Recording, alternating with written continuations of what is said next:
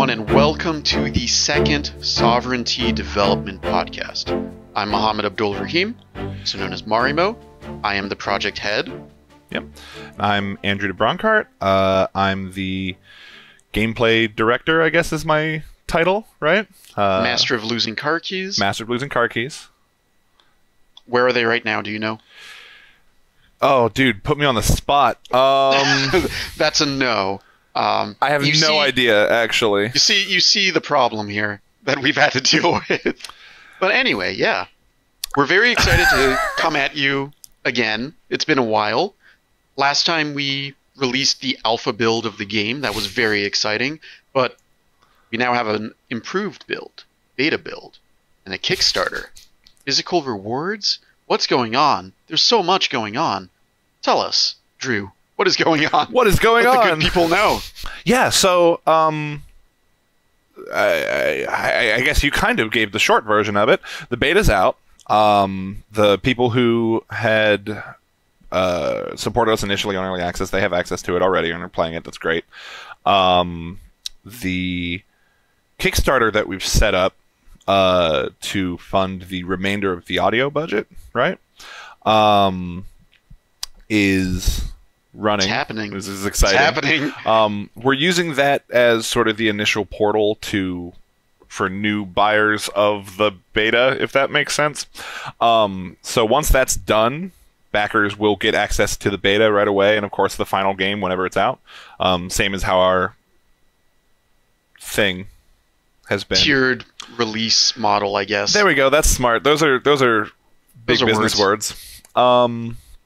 Yeah, so basically as soon as the campaign's over and the money's confirmed and Kickstarter has done all their taking of taxes and all of that and the processing fees, you get the game. You get the game as it exists now, which would be in a beta form. Yep. You'll get subsequent updates we put out to it if there's a hot patch or anything like that. Yep. And you'll get the full game when it's released. Yep. So basically, that's probably the fastest turnaround I could think of for any game Kickstarter, right? Yeah, like, you're just getting it immediately.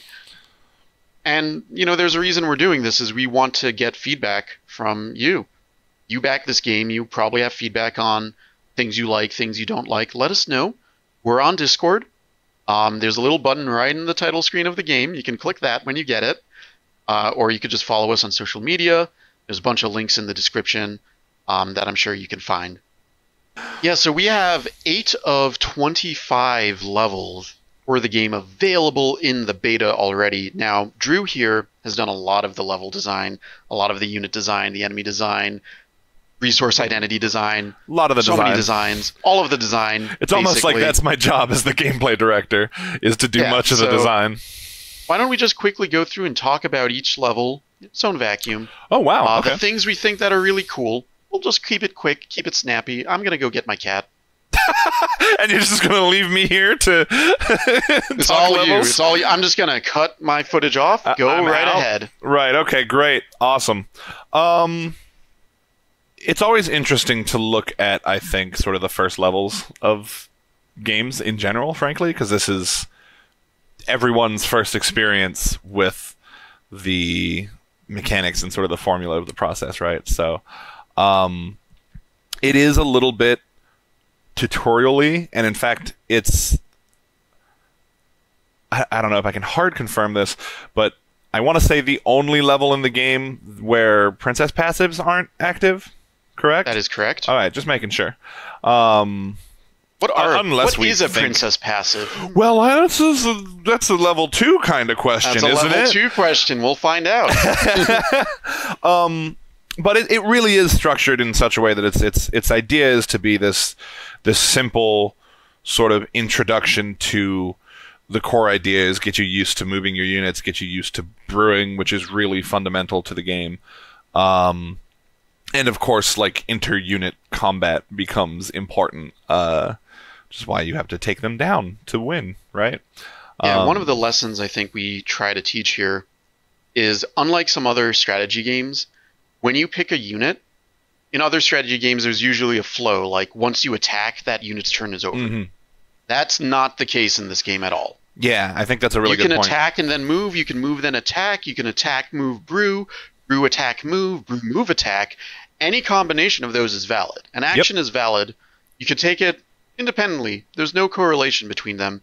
And that just really just opens up the depth of strategy that you're allowed. Yeah, I mean, the whole... I think as we go on and talk more about it, and as people, get more hands-on experience with the game, it'll become clear that a lot of this has been built around interactions between units and their distinct mechanics, right? So that's just another reflection of that. Is that the more actions you have access to, and the more time you have to use those actions, the more interactions you'll be able to get. So, yep. Yeah, so that leads us actually to the second level, I would say, where, hey, princess passives, this mystical word phrase, it's 2 words actually, that we put out. What is a princess passive? What's happening in the second level? Right, so in the second level, we introduce princess passives, and that's really the primary point we're trying to expose to the player there, which is every tea princess, not just obviously the white tea princesses, but as far as the second level, that's what we're concerned with, has a unique effect that is applied when they brew something, right? And yeah, I think we talked about this a little bit in the first devlog, right? Yeah, we definitely did, because that almost didn't make it into the game. Yeah, I was very proud to have finalized that, because it's so core to everything else now. Yeah, it really is. But and we've made some changes for the people who played the alpha. Baimuden's passive has been buffed. Significantly, yes. Significantly. It was too weak. So previously, it was only affecting units with 10 or more remaining HP. Yeah. And now it's 7 or more max HP. So she's always going to be good against big units. Yeah, which is really the identity we wanted for Baimudan when we were separating out their passives in the first place, and it just wasn't happening in the alpha build. It wasn't really fitting that identity, and really Baimudan's passive felt kind of empty. And this is one of those things where that was from player feedback. A lot of players who tried the alpha, they said Baimudan feels a little bit too weak. Maybe you need to tune her strength a bit up. We looked at it. We first determined if that concern is actually valid. Yeah, we ultimately agreed. That's important. We agreed, sure, yes. And so we made the tweak, and that's why when you get your hands on the beta, give feedback. Yeah, we are at a point where we can make these numbers changes to the game, and the later into development we go, the harder it's going to be. Yeah, and I want to be clear, just sort of to echo that point. We are at a point where most of the work coming up for the final build should be content, right? It's almost entirely content. Yeah, the engine and most of the code work, unless I decide to throw something completely off the wall at you in the near future, please. Is there. So it's something that is, we're there's going to be a lot of data level and sort of numbers mathy stuff that can change and probably will change between the beta and the final release, and any kind of feedback we get around things that feel good or things that don't feel good or whatever, it's easier to change now and rebalance 8 levels than it is to change down the line and rebalance 25. So yeah, this is part of why we only have 2 green tea levels and 2 herbal tea levels now, because if we were to rebalance that, we only have to test 2 levels. Right. Versus the white teas, it's a bit difficult at this point, I would say, to rebalance it, because there are 4 levels of 6 intended levels for them. Sure. So changes there would be a lot more difficult, I would say. Yeah, although I would say I feel like they are pretty nailed down in terms of identity right now too, which is good. Especially since we had the alpha launch and we got, player feedback. Significant feedback, yeah. Yeah, so the 3rd level of the game, we got our first boss introduced, Kopicham. And this is something from the alpha as well, and Kopicham is a very interesting character. For multiple reasons. Yeah. Should we do spoilers? Well, it's on the Kickstarter page, or it is in the forum that currently exists as we're recording. So yeah, so in the 3rd level of the game, we introduce our first boss, which is a coffee unit that absorbs T-minions and Yes. then gets stronger with that power. Yes. And a huge plot reason as to why that's going on, but you have to play the game to figure it out. There we go. That's where we don't want to spoil things. I No, would have but- rambled that right out. But in terms of gameplay, we wanted it to feel different. The music's different. There's new music in the game from the alpha that shows up in this level, and it's really cool. Yeah, and I do want to say, I think this is a really good example of. I feel like we did a really good job of making it so that every level in this build feels unique in some way, right? Which is so killer. I love that.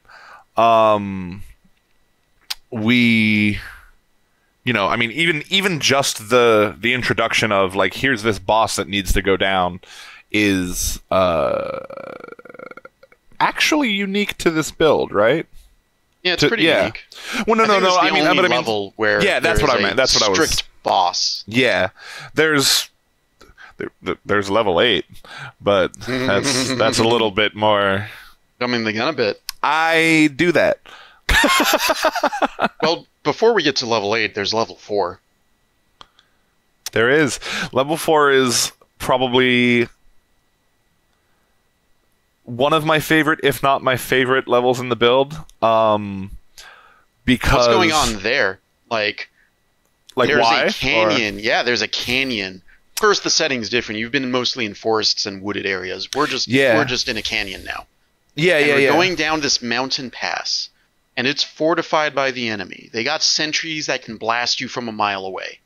They're able to brew new minions now, which is something they haven't done yet. Yes. And that's huge. That's huge. I'm so glad there was a lot of work that went into getting that aspect of the game in place. Getting not only just enemy brewing, but like AI tied around brewing, and then like how the enemies are going to act once they've been brewed, and like there's a lot of stuff going on there, but it's very, very cool when it all comes together. And I really like that. Something I think we really did well, almost by accident with this level from a design perspective, is we've taken these first couple of levels where you really have the freedom to march around, do whatever you want, right, and just tear down coffee. And then we put you into this second level, new level, fourth level. It's not the second by any metric. Additional level. Counting is actually the hardest part of game development. It's extremely difficult. We put you into level 4, and you're started right away with multiple paths forward. One of which is clearly more directly aggressive, right? To you, the player, we have that whole little cutscene with the raspberry guy that, but and it's funny why that cutscene even exists. I don't remember.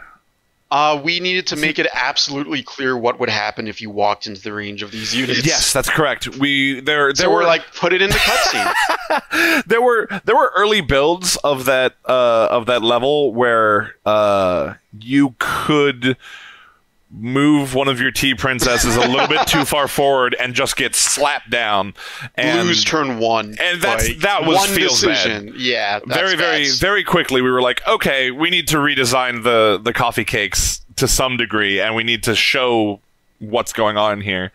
The coffee cake unit is actually one of my favorites just in the game, primarily because it's one of the first units we actually animated. And it was just a thought experiment. Like, if we were to not draw different sprites, but just to take the base sprite, add some bounce, add some tweening, can we get away with animations? And the coffee cake was the test example for that. And the answer was very positive when I shared that around on various dev servers, on social media. Everyone was like, oh my god, I love this. And I was like, okay, I'm going to animate every single unit in the game then as a result. Yeah, and I think that came out good too. It was a lot easier than having to redraw different Frames, sprites or do different frame animations just to do little tweens, and it still fits the theme of the game. Yeah, it's still really like nice. poppy, and I really think I think it fits so well that I almost forgot that there was a build that didn't have it until you mentioned that we added the animations. I was like, oh, that's right, that's new, right? Yeah, that wasn't in the previous build. Yeah. So those poor folks with the alpha, they just got statues moving on a field. Right, which... Kopicham in level 3 had some pretty unique animations to it as well. Yeah, you got the circlies, right? The little halos of tea and coffee. Yeah. That's a cool effect. Just to give it a bit more identity. Yeah, well, Kopicham is cool, unique. Big, spooky boss enemy, so... Yeah. Good to have a little flair. Don't want to talk too far ahead with the game, of course, because once we get to level 5, everything changes. And can we talk about...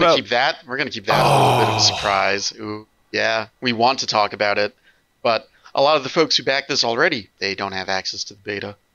That's a good point. They gotta wait like a few weeks. It's just a few weeks. Okay, so podcast afterward? Is that what's happening? Maybe. I would love to that. I really want to talk about the design of the green teas and the herbal teas because that was a really cool process. But they're very, very different, very unique. I went hog wild with those princess passives compared to the white teas, and I think it was really cool. So just wait until they hear what Roibus does. Oh my god. Okay, I'm gonna you got to stop tempting me. I'll spit it out there. But yeah, so the Kickstarter, it's going on. The beta, it's coming out for people who have backed the Kickstarter. It's already out for the previous backers of the game. Thank you very much for your early support, by the way. Yep. Really, we wouldn't be in this position without you. Yeah, for sure. So we're very grateful. Share the project around. Talk to your friends. They can get all these really great physical rewards that are probably a lot cheaper than I've seen on a lot of other campaigns. Oh, that's something we can talk about. Yeah. Can we talk about the teas? Yeah, we can talk about tea. We can talk about tea. This is just this. I have no useful input to give about this, but I'm so excited that we got physical teas representing units as part of the rewards. Especially as someone who, I didn't really drink much tea before I started this project, which is a weird thing to say, right? Sacrilege! Everyone's gonna fight you now. Is it weirder that? See, to me, it seems like it's one thing to just have not been drinking tea, and another thing entirely to have this game project get me to start drinking tea. Right? That's weird to me. But yeah, no. I'm really excited to have I don't know, make the brewing process real. That's such a cool thing to me. But yeah, so one of we haven't confirmed all the flavors, but sure. There will be 4. A white tea, a green tea, an herbal tea, a black tea. And so we do have one of the flavors confirmed, though, right here. Baimuden's Sacrificial Tea. Yeah. So you can make these little blueberry bombs, and you can drink it. And that's really cool. This tin makes about 5 cups worth. Could kind of stretch it to 6 if you're one of those... conservative. I don't know what that means. One of those conservative tea drinkers, or if you want something really strong, just make 1 cup that'll keep you awake for days. Jeez. Yeah, no, I've had it. I wish I could have gotten a picture when there was stuff in the tin, but I drank all of it because it's that good. Oh, yeah, it's cool. I'm excited. I am. Enamel pins, wood charms. You're going to get a sticker pack. You're going to get tea. There's a T-shirt. Haha. I didn't see that as a pun until this conversation, and I'm a little hurt. I'm not. I'm very glad. Gosh. But yeah, and then at the higher tiers, for those who want to spend a little extra, you could get a commission of your OC. That's what I was going to say. You'll be drawn by our character artist. Will be drawn by a world artist. You'll get 2 pieces of art. One is a chibi. One is a character art as if it were in the game. And then Yep. the tier above that, you can design a unit. Yeah, that'll be fun. So, how does that process even work? How do we design units? Oh, you want to just talk? Okay, cool. Yeah. And there's a couple of, I think, approaches we've had here. Yeah, we've done it a couple of different ways. Sometimes, in fact, and I'm sure this will come up again early into once everything Kickstarter is done and we're hard focused on working towards the final build. I'm sure this is going to come up again. There have been a non-zero number of times where mostly you have just gone, let's try designing a unit from a completely different starting point, right? So there were a lot that were built from... Wow, okay. I guess we've done several that were built strictly from an idea, and then we went, okay, how do we implement this, and then how does this interact with other things that are already in the game, and how do we make this a cohesive part of the game as opposed to just this weird thing out in space that I want to give an example without any weird spoilers. Also, the way I would approach it Sure. is sometimes a unit's made entirely from a functionality perspective.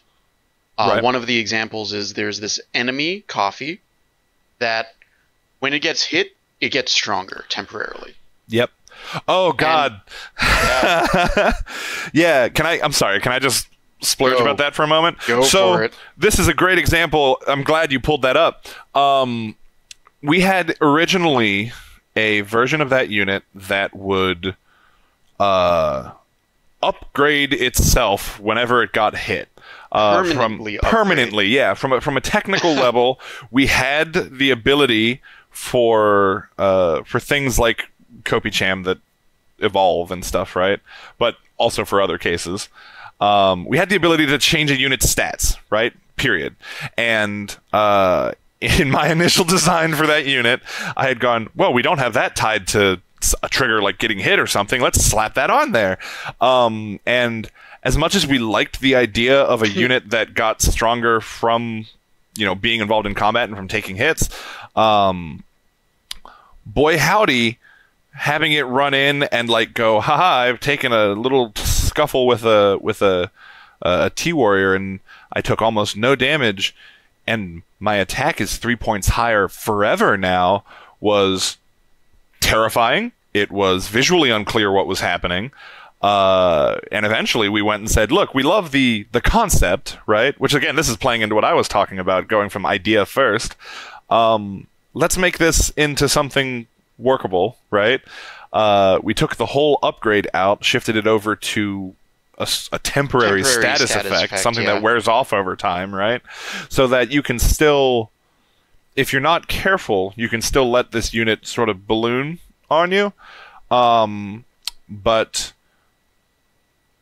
it won't just permanently punish you for it choosing to take a fight, right? That's really the core of the issue, is the lack of interactivity there. And we had a little issue with this unit figuring out what is the visual design to go with it. So we send all the unit ideas to our artists to figure out, and sometimes a unit would be art first, then design. Yeah, that was one of the other paths I wanted to talk about. Yeah, which is really cool, and that just makes sense. We want a cute little, flowery unit has a flower pot. Make a unit out of that. Yeah, right. Okay, it's a healer unit. This one, there's no real world equivalent of anything that you kind of punch it and it gets stronger. There's no animal that does that, right? Sure. We were thinking the blueberry, it's a unit that explodes, that's a bomb. Oh, it's a enemy unit that heals when it gets a kill, that's a vampire. Reaper, yeah, the Reaper. Something like that. The idea of taking, yeah. Yeah, the scything, and then... But there's nothing about, in the real world, that I could think of at least, that you punch it and it gets stronger. Yeah, so what did we go with? So I drew a bunch of triangles. Yeah! I remember the artist just came to me and was like, I don't know what to do with this. And I was like, okay, let me draw a sketch. And I just drew some triangles on the screen, and I was like, do that. Here, sharp... Surprisingly, it worked. Yeah, sharp edges, put colors on them. There we go. Like a little metallic-y, like it's an artificial thing it's doing. I gotta say, so this it should is feel it's artificial, right? Yeah. I also feel like that unit's visual design benefits a lot from the sort of like eye patchy tea and coffee stuff that's on basically every unit. Has a mohawk. Yeah, that's always cool. Yeah, I drew that as well. Yeah. It's one of the punk few rock units I raspberry. drew, right? So I don't do the art. It's one of the times where I came in and I was like, I got to do some of the art here. We got to unblock this. Or they would all be triangles. That would. Where's that? I mean, build? different shapes. I mean, it could be squares. That's true. It doesn't have to be a triangle. Octagons. Think about the possibilities. There's so many. At least 8. So many shapes. At least 8. That's right. There's no shape above an octagon. That's not like the that I can last think one. of. No. Yeah. D20s, don't worry about it. That's a 3D shape. Doesn't count. Yeah, 3D doesn't count even though the game is actually 3D. But yep. God, I could talk about that too. But... We could talk about a lot of things, but I think we are running out of our time here. Okay, sure. And so, thanks everybody for checking it out. We're really excited about the Kickstarter. Like, I can't emphasize just how excited we are about this. Nervous Terrified. as all heck. Screaming internally. It's an incredible mix of this is the coolest thing ever and I can't stomach being awake. So so yeah, Kickstarter, way fun. Yeah, and we're very excited about how it's going. We're very optimistic about the entire project. We hope we get all the funding we can to show off all the stretch goals we have in mind. Because without spoiling anything, likes new princesses. Uh-oh. Maybe I did spoil something, but I think you kind of did. It's hard to misinterpret, isn't it? I don't know if it's a spoiler. Just putting it out there, like, there might be more content for the game depending on how it does.